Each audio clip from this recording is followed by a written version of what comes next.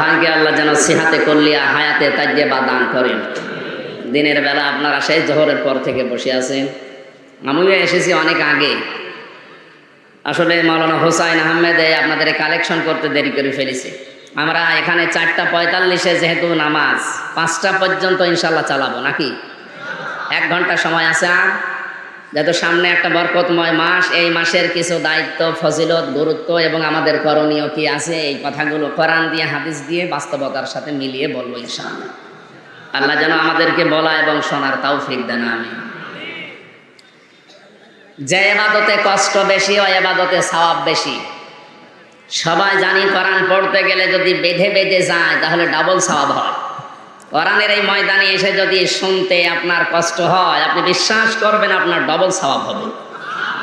সুতরাং আজকে যারা এই প্রচন্ড রোদে বসে আছেন, দিনের সব কাজ বাদ দিয়ে আল্লাহ